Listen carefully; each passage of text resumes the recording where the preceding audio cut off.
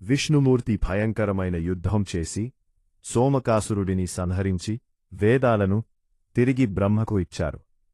ఇక ప్రళయాకాలం ముగిసిన తర్వాత బ్రహ్మ మళ్లీ నిద్రలేచి సృష్టి యథావిధిగా ప్రారంభమైంది.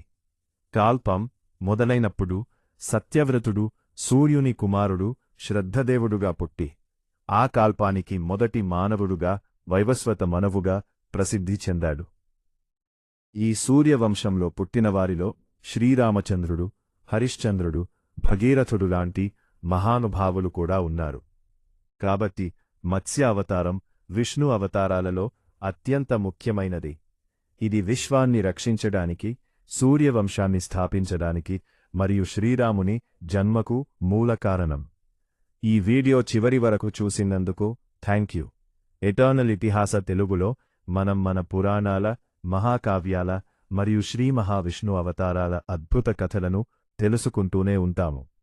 మీకు ఈ వీడియో నచ్చితే లైక్ చేయడం, సబ్స్క్రైబ్ చేయడం మరియు బెల్ ఐకాన్ ఆన్ చేయడం మర్చిపోకండి.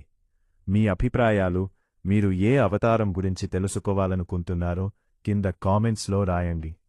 ఒక మహాకాలంలో బ్రహ్మ యోగనిద్రలో ఉన్నప్పుడు ఆయన సృష్టించిన విశ్వంలో సృష్టి తాత్కాలికంగా ఆగిపోతుంది. బ్రహ్మ తన మెలకువ సమయంలో 4 వేదాలను ఋగ్వేదం, యజుర్వేదం, సామవేదం, అథర్వణవేదం ఉపయోగించి విశ్వాన్ని సృష్టిస్తారు. కాని ఆ సమయాన సోమకాసురుడు అనే ఒక రాక్షసుడు భగవంతుని యోగానిద్రను ఉపయోగించి ఆ 4 వేదాలను దొంగలించి సముద్రగర్భంలో దాగేశాడు. ఈ వేదాల దొంగతనం కారణంగా సృష్టిలో ధర్మం క్షీణించగా లోకాలన్నీ అధర్మ, అశాంతితో నిండిపోయాయి. ఈ పరిస్థితిని చూచి విశ్వాన్ని రక్షించడానికి విష్ణుమూర్తి మత్స్య అవతారంలో అవతరించాలి అని నిర్ణయించారు. మత్స్య అవతారం మొదలు ద్రవిడ రాజ్యంలో అపారమైన విష్ణుభక్తుడు సత్యవ్రతుడు నదిలో తర్పణం చేస్తున్నాడు. అదే సమయంలో ఒక చిన్న చేప తన వెన్నెముకలో అమోఘమైన శక్తితో సత్యవ్రతుడి చేతుల్లో కనిపిస్తుంది.